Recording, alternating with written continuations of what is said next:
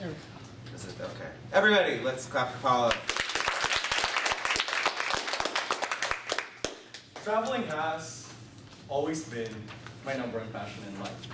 So this is why whenever I look back at 2012, I always have a smile on my face because this is the year when I crossed up number 15 from my bucket list. And this was to go backpacking and travel. Whenever I look back, I always think of it as a year where that gap year made me who I am today. Because looking back, I can definitely and proudly say that the experiences that I've experienced all throughout my travel made me the man I am today. I graduated on a Thursday from high school, and then Friday, Saturday, and Sunday I packed everything that I owned, moved out of my mom's house, and that Monday I started my job in the Orange County. 8 months later, I had enough money to go cross off that number 15 from my bucket list, which was to go backpacking and travel.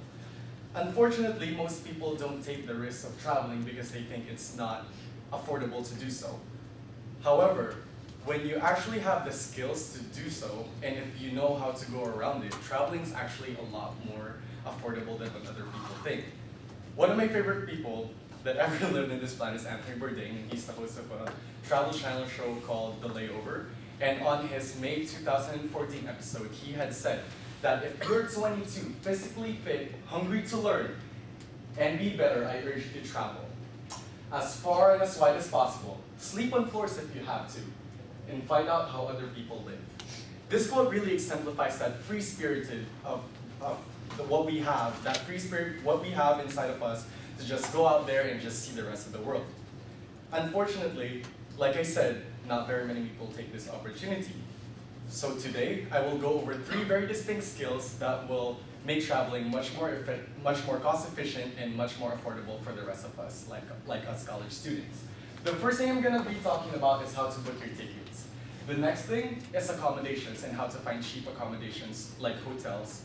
And the last thing is how to find cheap food. Now, the first thing we're going to talk about is how to find cheap booking online tickets. I personally book my tickets online because I find them much cheaper.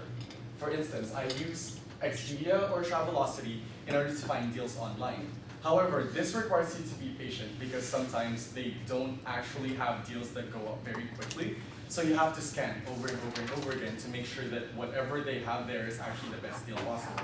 And sometimes when you see something that you might think that's actually cheap, think again, it actually goes down lower. There's a sweet medium that we actually purchase our tickets on.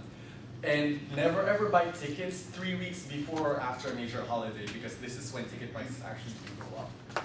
The next thing I want to talk about is once you're actually in your destination is how to get around.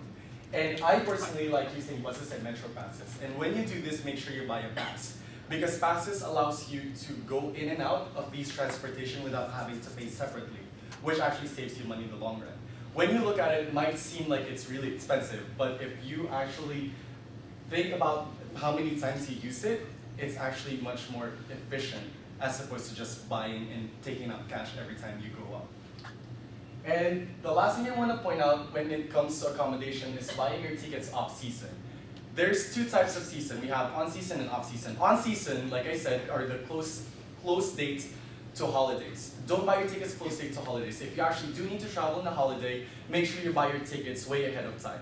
And buying your tickets, book it as 2-way, because if you buy tickets 1-way, it's going to be very expensive to buy your ticket going back if you actually buy it right after that holiday. Because there's a time period, like I said. It's 3 weeks before and 3 weeks after. Now, the next thing I want to be talking about to you is affordable accommodations. This is what gets a lot of people. Once you buy your tickets, make sure that you actually know skills that will save you money once you get there and where to find places. I actually use hostels. If you don't know what hostels are kind of like hotels, but they are specially designed and tailored for travelers. So the cool thing about hostel is the fact that you get to meet a lot of people from all over the world. So do use that and socialize with them.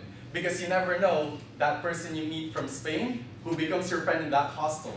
Now the next time you want to go to Spain, you have a free house to stay on. And I've actually personally met a lot of really cool people and travelers from all parts of the world. I just want to quickly share a story. One I met from Italy, his name's Gustavo, and I met him in a hostel. and I actually was able to go to Italy. All I had to do was buy my tickets, and after that, he just took care of me when I was there, and then boom, money right there. So use that. Once you're out there in that city that you've always wanted to go to, use hostels as a place of socializing, and then you'll actually get more out of that experience. And also one thing I want to point out is the fact that hostels actually do have travel itinerary. Once you get to that city, make sure that you ask the front desk receptionist about their travel itinerary, because more than likely they'll have travel itineraries for you to actually use. So once you're in that city, you can just go and travel and follow that itinerary, which is, by the way, for free. So it saves you money. And then the last thing I want to point out is the fact that hostels do offer continental breakfast. So this is one more thing that will save you money, because you don't actually have to go out and buy your breakfast. And what I actually did was I took some bananas with me, and I would snack on that all throughout the day, which worked out a little bit. And then the next thing I want to talk about is affordable food. Because once you're actually there in that place, that's what also gets other people is, let's remember, you have to eat 3 times a day. And I know that if you're in a budget, you kind of have to slash your food prices. But if you have skills, which I'm going to go over, you will definitely find places to eat at. And the first thing I want to point out is hole-in-a-wall. It may sound scary, but hole-in-a-walls are places that are found in kind of rundown districts, but they actually offer really good food. The next thing I want to talk about is taco stands. They're my favorite. I know they're your guys' favorite, but they offer really, really cheap food. So actually, don't be afraid to go venture out and try taco stands for actually really, really cheap money. And the last thing is Yelp. Make sure you do online research. Make sure you look into restaurants that you've always wanted to try way beforehand, so once you actually get there, you know the prices and you're not surprised once you walk inside the door. And the last thing I want to do is just kind of recap what we went over. We went over ticket booking, we went over accommodation, and we also went over affordable food.